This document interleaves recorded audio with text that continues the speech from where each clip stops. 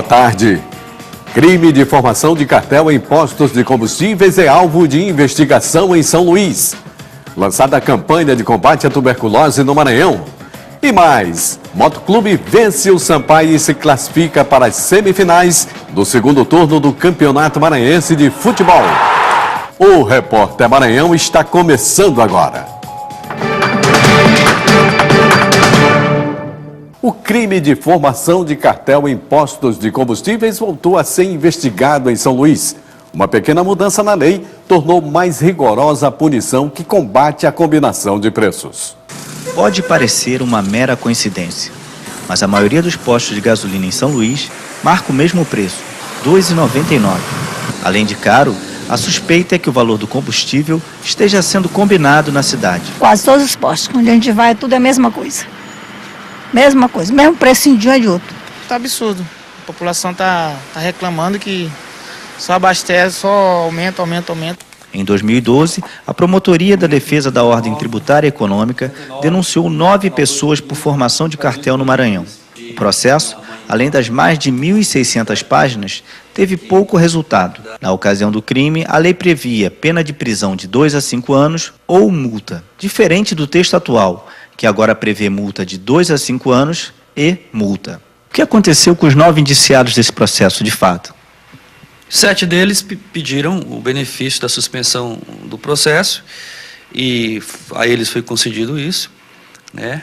E 2 estão ainda respondendo, tem audiência inclusive marcada, né? 2 acharam que, enfim, que não aceitaram, né? Quiseram utilizar esse benefício. A maioria dos acusados tiveram suas multas convertidas em cestas básicas. Para o promotor, esses delitos ainda são tratados de forma leve pela legislação.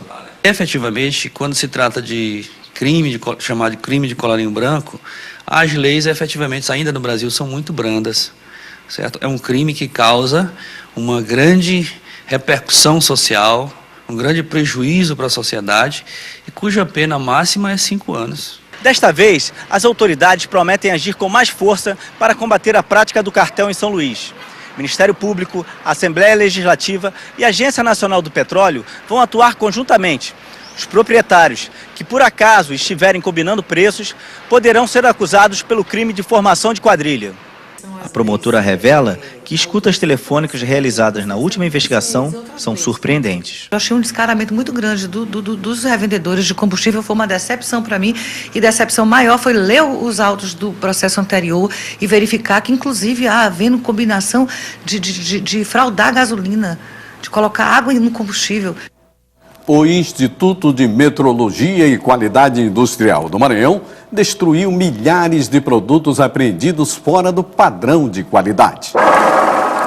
O Instituto destruiu mais de 2.000 produtos apreendidos ao longo do ano de 2013 durante fiscalizações no interior e na capital por estarem fora das especificações legais. Alguns por falta de certificação e padronização e alguns falsificados. Esses produtos não são certificados, por conta disso eles não oferecem nenhuma garantia e nenhuma segurança para o consumidor. Entre os produtos destruídos estão tomadas, brinquedos, lâmpadas, isqueiros, cadeiras e panelas de pressão. Nos casos de dispositivo de baixa tensão, além da certificação, nós exigimos também a padronização. Ou seja, esses dispositivos já têm que estar de acordo com as portarias atualizadas, onde recebe um terceiro pino para encaixe, quer dizer, o aterramento. Então, nesses produtos que foram apreendidos, muitos deles, a maioria na realidade, dos dispositivos de baixa tensão, no caso, falta a padronização além da certificação. No caso dos brinquedos também, como tem uma boa quantidade, vocês podem ter mostrado aí, no caso da destruição, eles também faltam, além da certificação, algumas informações que são obrigatórias para o consumidor.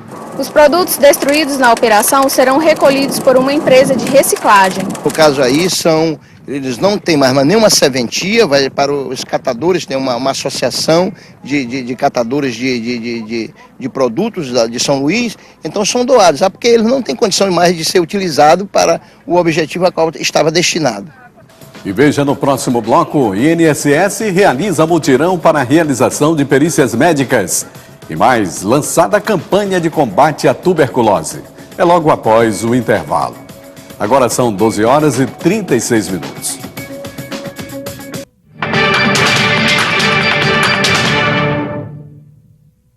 De todos os cantos do país, a gente mostra a cara do brasileiro para o Brasil. Mostramos os problemas das cidades. Contamos também as boas histórias de quem faz o Brasil diferente. É para colaborar com a formação crítica da sociedade que o Repórter Brasil está aí. É a nossa diversidade cultural no ar. Venha conhecer o nosso telejornal. Repórter Brasil, de segunda a sábado, às 9 da noite, aqui na TV Brasil.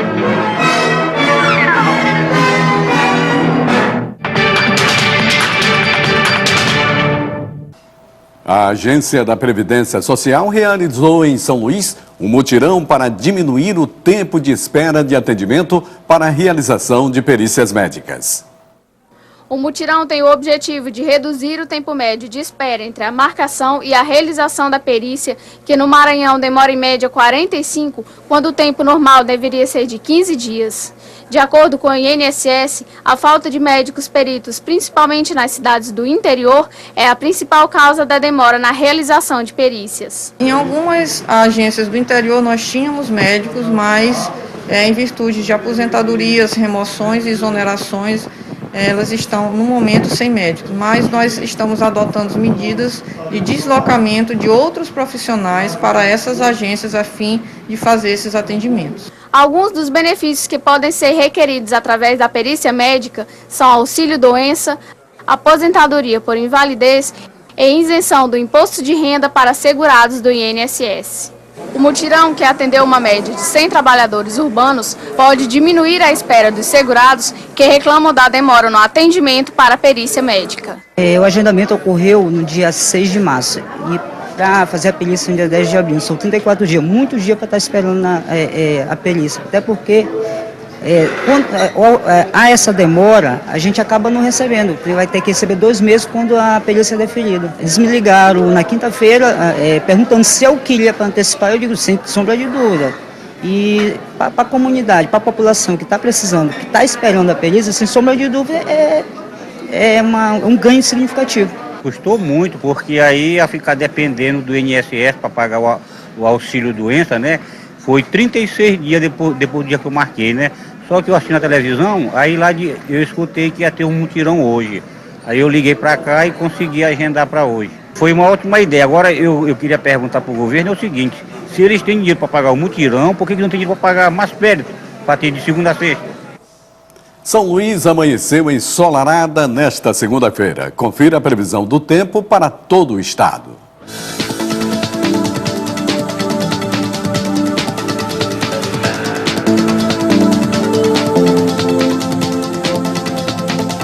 São Luís predomina nebulosidade variável e formação de áreas isoladas com pancadas de chuva, que podem ser acompanhadas de trovoada, mínima de 25 e máxima de 30 graus.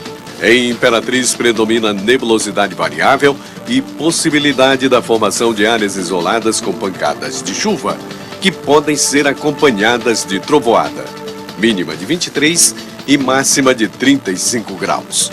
Em Caxias predomina nebulosidade variável e possibilidade da formação de áreas isoladas com pancadas de chuva, que podem ser acompanhadas de trovoada, mínima de 23 e máxima de 32 graus.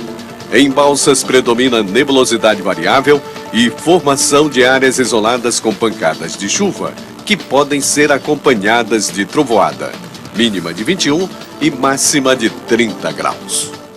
Um espetáculo teatral montado pela Sociedade Artística e Cultural Beto Bittencourt despertou na criançada a importância de preservação da água. Chapeuzinho Vermelho, a levar uma cesta com alimentos para a vovó, resolve tomar banho e descobre que o rio está poluído. Com teatro de marionetes, música e muita imaginação, a peça Água Pra Que Te Quero ensina as crianças de maneira lúdica como devemos preservar melhor a água dos rios, mares, nascentes, que são as fontes de água potável do planeta.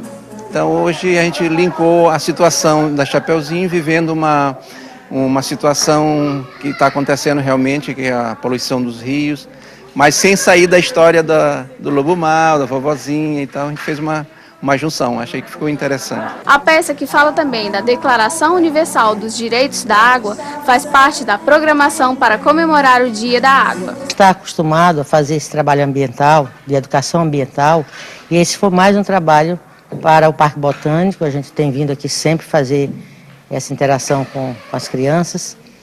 É uma preocupação da humanidade e a gente está integrado nisso. A apresentação, que teve Chapeuzinho Vermelho, Lobo Mau e a Fada das Águas, agradou bastante as crianças que foram prestigiar o evento. Eu gostei sobre o Lobo Mau e a água. Eu aprendi que não pode jogar lixo na água. Eu aprendi que não deve poluir o rio, porque senão a gente vai ficar sem água.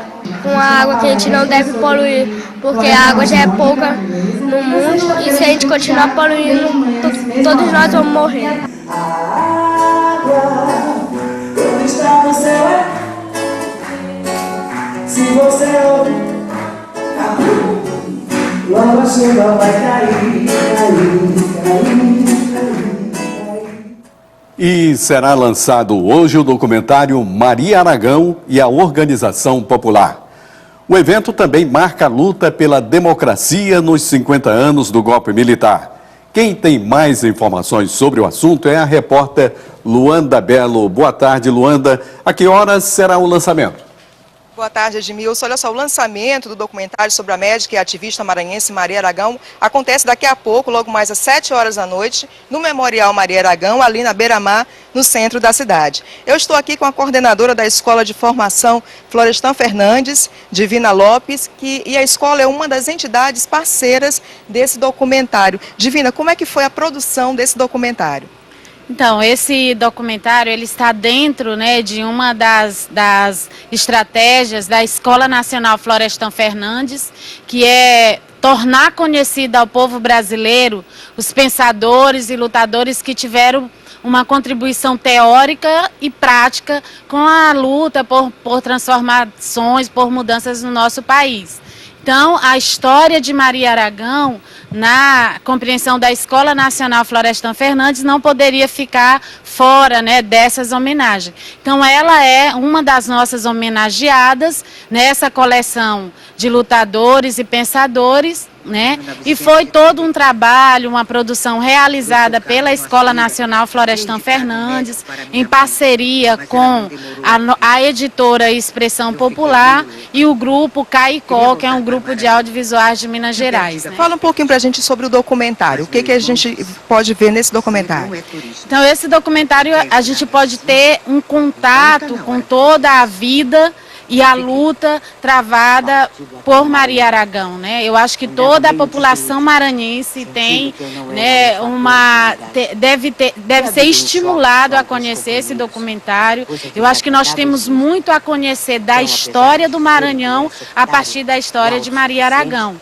Maria Aragão, que é reconhecida como uma das grandes personalidades maranhenses do século XX, ela viveu um século, né, de grandes mudanças no nosso país, mas também no nosso estado, do estado do Maranhão. Sobreviveu, né, duas ditaduras, a ditadura Vargas e a ditadura militar de 64 a 84, e foi uma lutadora durante todo o seu período de vida pela transformação das condições de vida do nosso país. Então todos nós temos muito a aprender e a conhecer da história do Maranhão a partir da história de Maria Aragão. Ok, obrigada, Divina. E a gente também está aqui com a atriz Maria Etel, que faz a locução das memórias de Maria Aragão e também já viveu Maria Aragão nos palcos. Como é a emoção de reviver Maria Aragão? Realmente é maravilhosa. Eu fico muito emocionada todas as vezes que eu vou apresentar o espetáculo, que é uma biografia cênica de Maria Aragão. E nós tivemos essa oportunidade de fazer esse espetáculo, que para mim é como um grande tributo que eu quis render, não só à memória da Maria Aragão, mas a toda a população brasileira. Ok, obrigada Maria Etel. Edmilson, voltamos com você. Obrigado, Luanda, e veja no próximo bloco. Maranhão Basquete vence o Ourinhos e está nas semifinais da Liga Nacional. E ainda as emoções do Campeonato Maranhense de Futebol. É logo após o intervalo. Agora são 12 horas e 47 minutos.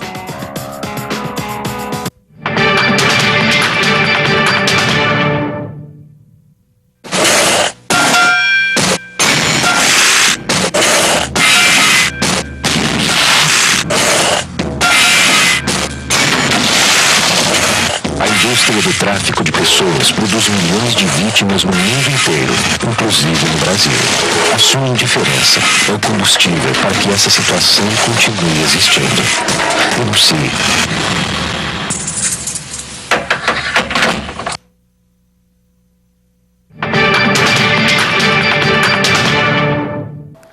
Agora vamos falar de esporte. Jogando com o apoio da torcida, o Maranhão voltou a vencer o Ourinhos e fechou a série em 2-0, garantindo uma vaga na semifinal da Liga de Basquete Feminino. Enfrentar o Maranhão Basquete no ginásio Castelinho não é nada fácil. Jogar em casa é um trunfo para o Maranhão Basquete nesta temporada. Dos 7 jogos que realizou como mandante na primeira fase, venceu 6. Além da força da equipe maranhense em quadra, a torcida parece fazer a diferença. O ritmo foi bem disputado durante o primeiro quarto da segunda rodada decisiva do play-off entre Maranhão e Ourinhos.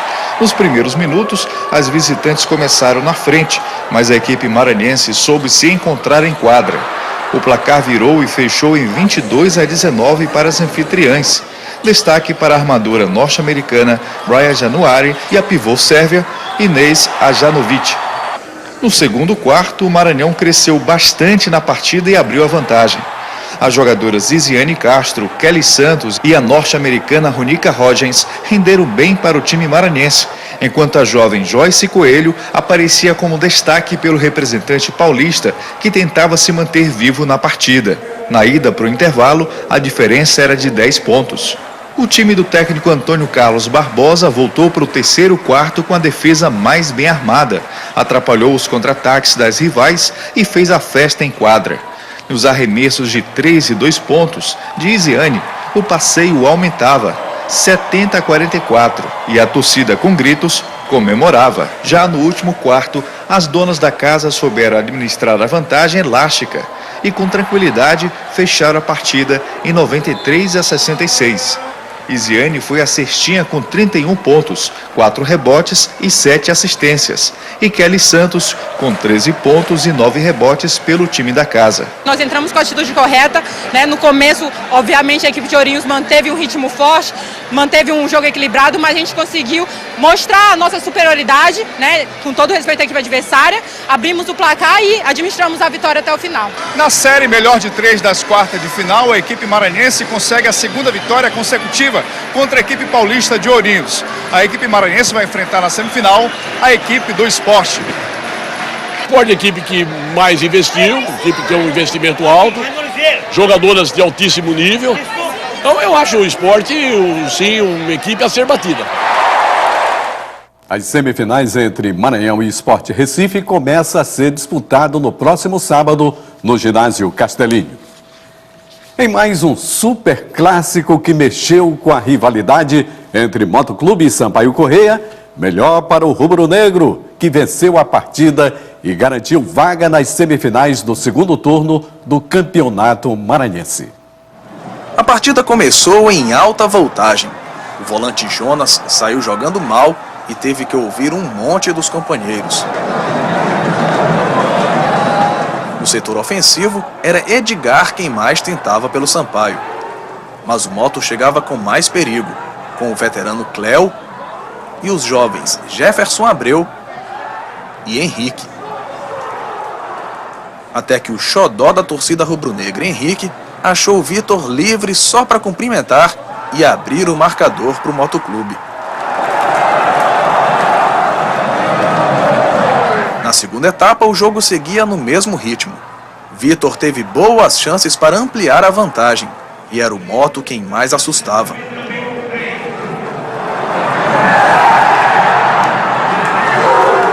No Sampaio Corrêa, Edgar tentava resolver tudo sozinho, sem sucesso. Em jogada trabalhada, quase Bruno Chocolate empata para o tricolor. Mas as coisas ficaram ainda mais complicadas para o Sampaio quando Jonas levou o segundo amarelo e foi expulso. Na cobrança da falta, Cléo voltou a dar trabalho para Rodrigo Ramos. E ficou nisso, Motoclube 1, Sampaio Corrêa 0.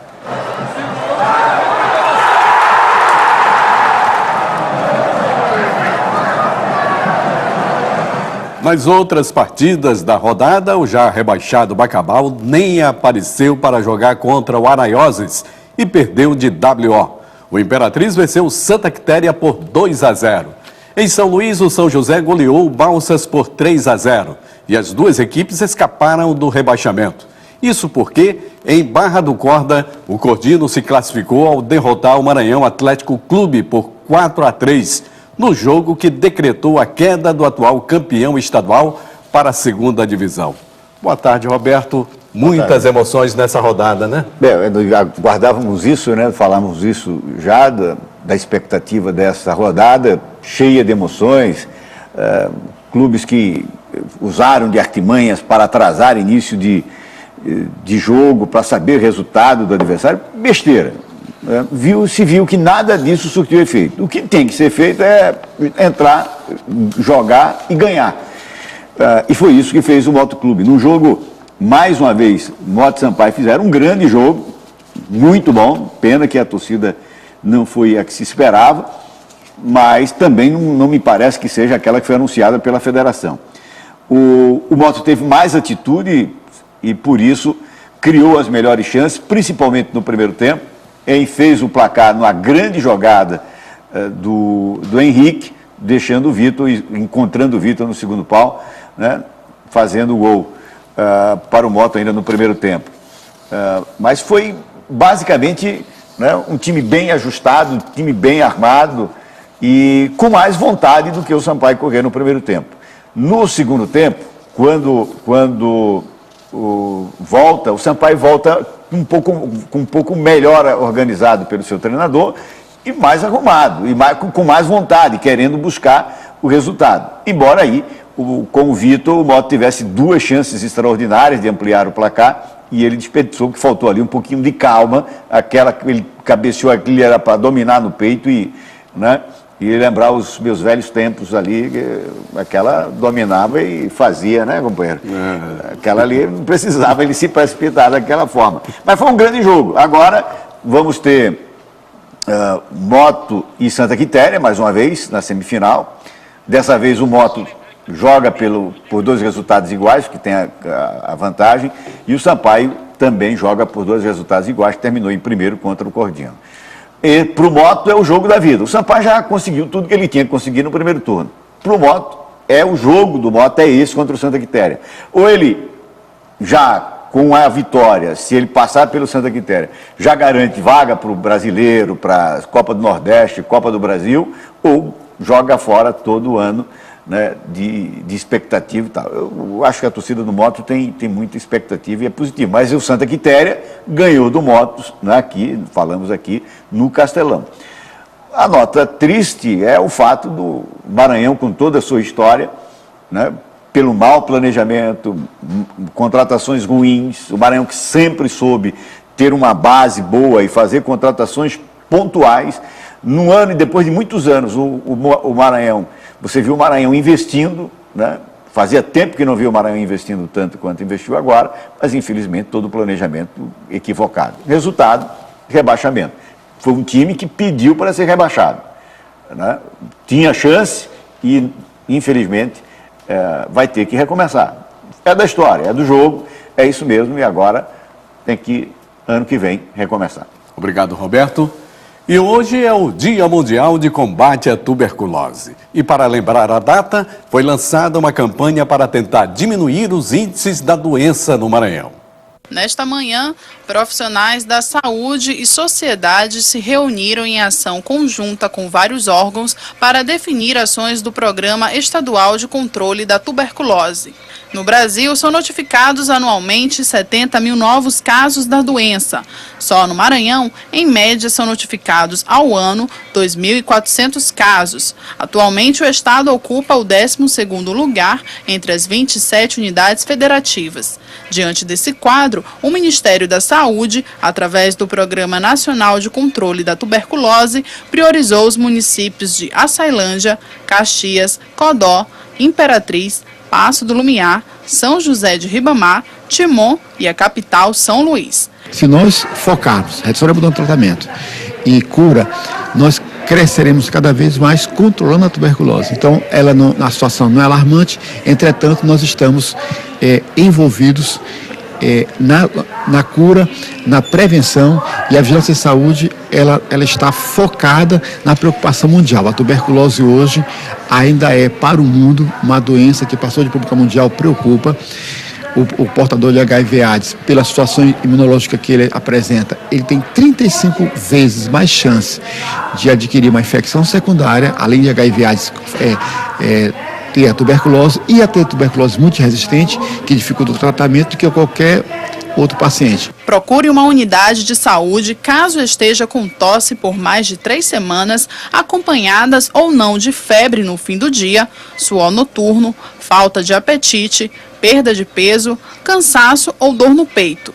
A tuberculose tem cura desde que tratada adequadamente e por um período mínimo de 6 meses. A gente precisa intensificar as ações em termos de diagnóstico, tratamento e acompanhamento dos casos, realmente para a gente ter um programa mais funcionante dentro do estado. As populações mais vulneráveis à tuberculose são pessoas vivendo com HIV, AIDS, em situação de rua e povos indígenas. A população prisional também é uma das mais susceptíveis à infecção devido à contínua exposição da bactéria em ambientes fechados. Com isso, uma programação especial voltada para o sistema prisional está sendo elaborada. E no decorrer da semana nós estamos nas unidades prisionais distribuindo material educativo e convidando a todos a fazer o exame de TB, o raio-x e a baciloscopia de Barr. Para rever esta e outras edições é só acessar tvbrasil.abc.com.br/Repórter Maranhão. A gente fica por aqui, uma boa tarde e até amanhã.